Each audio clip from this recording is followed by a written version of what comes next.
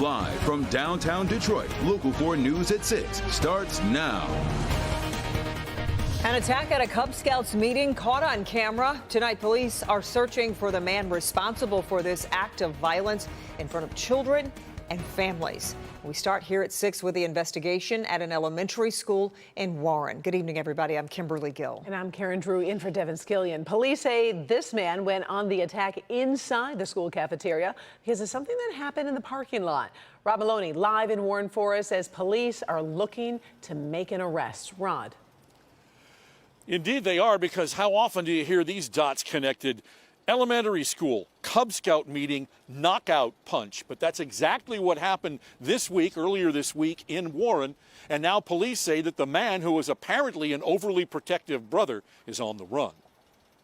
Warren police want your help finding this man, 26-year-old Tyrone Sledge of Warren. They've been looking for him for the past 3 days. Police Commissioner Bill Dwyer saying, He's a very dangerous man. I mean, we have a warrant for his arrest for aggravated assault. It all happened here at Roos Elementary School in Warren on Tuesday, an afternoon Cub Scout meeting with about 40 people, parents and children together inside, when all of a sudden, Dwyer says, Sledge walks into the meeting, walks right up to a seated man, and smashes him in the face.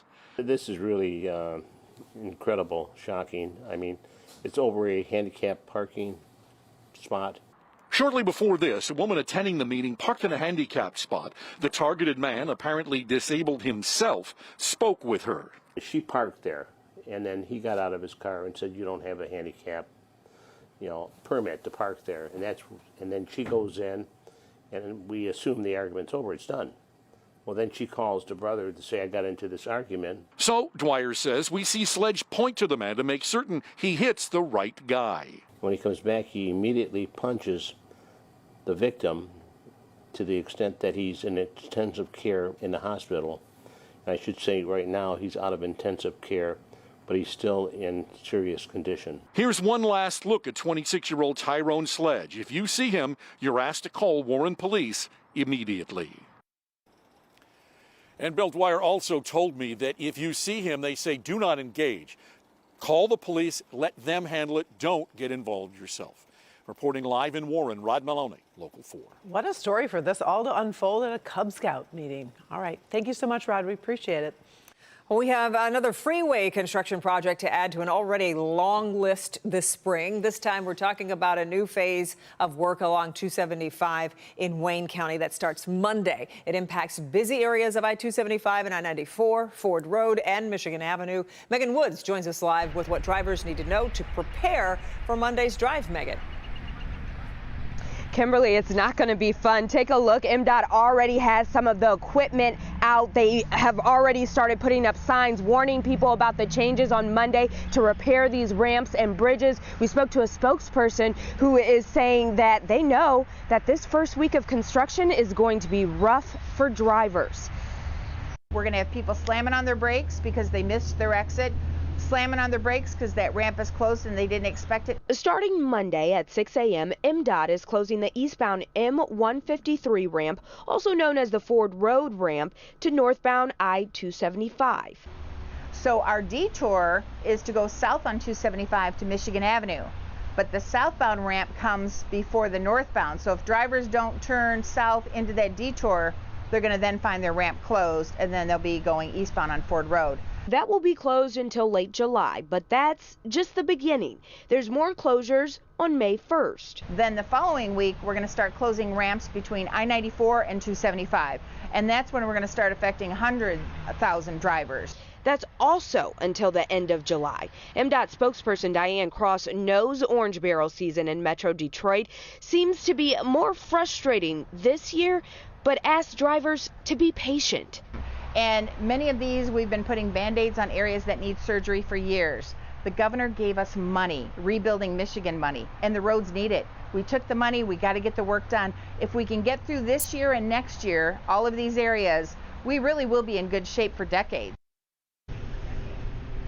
They plan on putting up more signs throughout this weekend. Diane also mentions they're trying to complete this part of the project by the end of July because the airport has a project starting up early summer, and those are on nearby roadways, so they don't want it to be too much congestion. So if you have to drop off someone at the airport, if you need to, get to the airport, leave early. Pay attention, especially for the people who aren't paying attention. Live in Canton, I'm Megan Woods, Local 4. Really helpful advice there, Megan. We appreciate it. We are continuing to get reaction right now to the gambling scandal rocking the Detroit Lions. 2 players have been suspended and 2 kicked off the team for placing bets. Jamie Edmonds is live at Ford Field. Jamie, this all based on where those players placed the bets and what they were betting on. Yes, Kimberly, Karen, you are correct. What they were betting in the case of C.J. Moore and Quintez Cephas is they were betting on NFL games, and that is the biggest no-no. And just like Falcons player Calvin Ridley last year, those 2 guys suspended indefinitely and kicked off the team from the Lions. Jamison Williams and Stanley Berryhill were betting on college football, which is allowed. You're allowed to bet on other sports, but they were doing it at the Lions training facility, and that's where they went wrong. You would think NFL players would know the rules. We talked with John Macaroon, Lions beat writer for SportsIllustrated.com. He said all players would certainly be up to speed on what's allowed and what isn't. This has been discussed with players repeatedly, especially coming off of what happened with Calvin Ridley. So there's a nonchalant attitude that you have to kind of call into question. And the Lions not only had players involved in gambling issues, some staffers as well. Multiple staffers have been let go on both sides of the business and the football operation side of things. So it's a real bad look for a Lions organization that's looking to change the culture. Yeah, and staffers' rules are even stricter. You're not allowed to bet at all. So those people were fired immediately. It seems a little murky, though, because the league has this partnership with gambling sites, and it's just so easy. It's on your phone.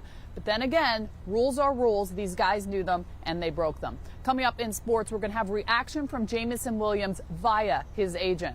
Live outside Ford Field, Jamie Edmonds, Local 4. Okay, we'll be looking forward to that, Jamie. Thank you. Warren Mayor Jim Fouts is disqualified from running for a 5th term. An appeals court ruled today Fouts is not allowed to run in this year's mayoral race, overturning the ruling of a lower court. In 2020, Warren voters approved a charter amendment that establishes term limits for mayors, allowing 3 4-year terms. Well, Fouts argued that didn't apply to him, saying the amendment didn't apply retroactively. Today, the Michigan Court of Appeals disagreed. I give them credit. If the Supreme Court sustains this, then they will establish the TKO, a technical knockout of Jim Fouts, and they will prevent me from running for mayor again, and they will prevent the people from having a choice. Fouts says it is up to the Election Commission to ask for an appeal. We are getting closer to the deadline for a Supreme Court ruling that could impact access to abortion drugs. The High Court set a midnight deadline for itself to weigh in on mifepristone. That's the most commonly used abortion pill. The court is considering restrictions to the use of the drug, including stopping it from being shipped through the mail and how many weeks into pregnancy it can be used. It comes after lawsuits challenging the drug. We'll, of course, let you know as soon as there is a ruling. Well, Michigan is joining a push for a federal recall of Hyundai and Kia cars made over the course of a decade. Thefts of the cars are skyrocketing because of a security flaw. As consumer investigator Hank Winchester reports from Dearborn, Attorney General Dana Nessel and more than a dozen others are putting pressure on the car makers to fix the problem. The concern, it all comes down to security, or the lack thereof. Essentially, thieves are able to make their way inside the car, and even if the keys are not inside or nowhere near the vehicle, they can still start it up and take off. Kia and Hyundai owners on alert, their vehicles targets for thieves.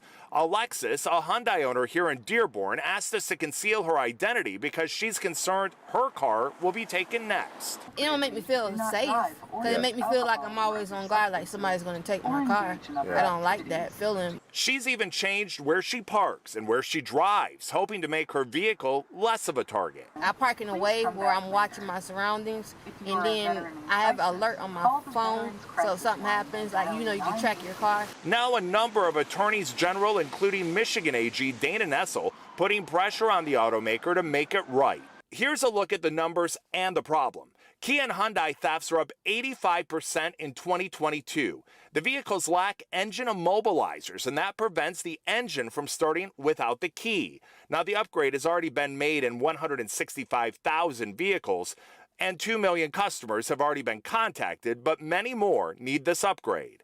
In a statement, Kia says, "We're focused on this issue and we continue to take action to address the concerns these attorneys general have raised. We are communicating with the NHTSA on many actions to assist our customers." Back out here live, and those engine immobilizers are available right now. Again, what that will do is it will make it difficult for a thief to take off with the vehicle unless the keys are actually in the car itself. What should you do right now? If you are a Kia or Hyundai customer, you need to reach out to the dealer if you've not already been contacted. Work to make an appointment. They can do that upgrade. They are a bit backlogged, and as you can imagine, there is a shortage of parts, but they are hoping to have all consumers taken care of by fall of this year. We are live here tonight. Hank Winchester, help me, Hank. Back to you. Okay, Hank, we appreciate it. Bit of a gloomy, chilly start to the weekend in Royal Oak as we take a live look at our sky cam there. Rain is on the way, too. Oh, it is. Forewarned meteorologist Kim Adams is here to help you plan out your weekend. Hey, Kim. Hey, Karen and Kim. Well, we do have some rain, but it's mostly in the southern part of Wayne County. North of I-94 is dry, but south of it there are a few showers, light to moderate showers. So we'll zoom in for you right along I-75 as you go down into Monroe, Erie towards Toledo, and then in Taylor getting a little bit of light rain at this hour. Downtown Detroit is dry, but we'll still see a couple of showers in these areas for the next hour or so. After that, things are going to start to quiet down and then re-fire up again overnight tonight. So 51 in Mount Clemens, 50 Pontiac, also at Metro. It is 16 degrees colder at Metro than it was the same time yesterday, and 18 degrees colder in Pontiac. A cold, damp weekend ahead. We'll time it out hour by hour. You can always do this on your phone as well. If you want to know exactly what time it's going to rain at your house this weekend, download the Forewarned Weather app. New at 6. The Chevy Detroit Grand Prix is back on the streets of Detroit as the racers race to the black and white checkered flag. Why this year's race theme color is green. Next.